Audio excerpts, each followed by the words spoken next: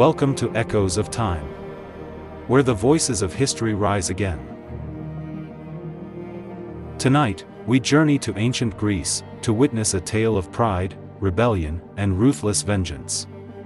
This is the fall of Thebes. Year 335 BC. The Greek world trembles.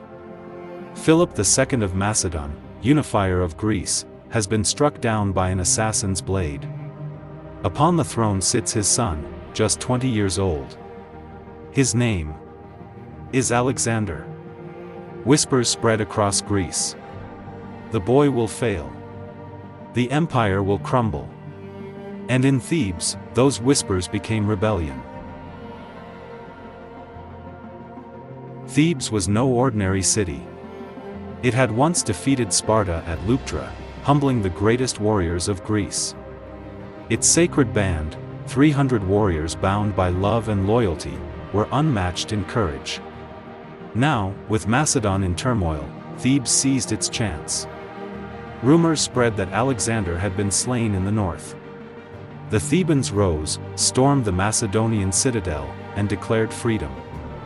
Crowds filled the streets chanting, "Greece is free again." Thebes believed allies would rally. Surely Athens, voice of democracy, would rise. Surely Sparta, proud of its warrior code, would join them.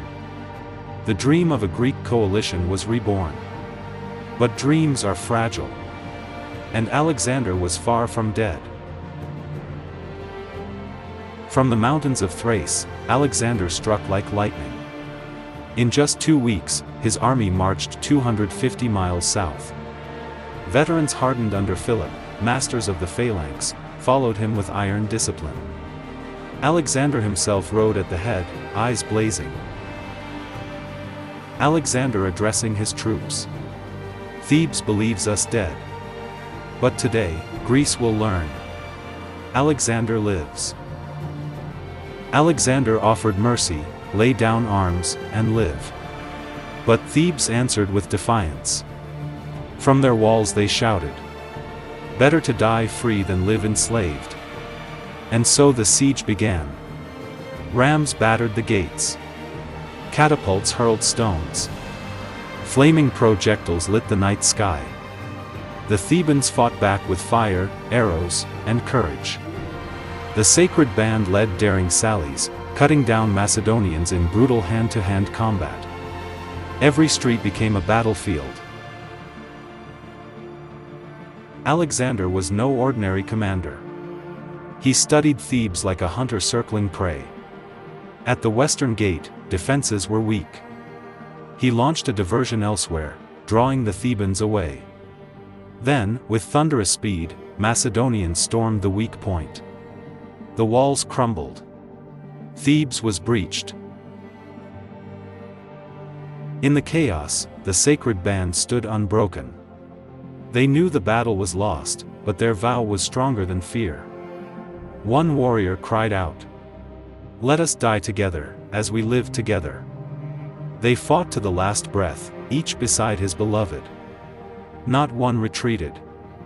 When the dust settled, all 300 lay dead.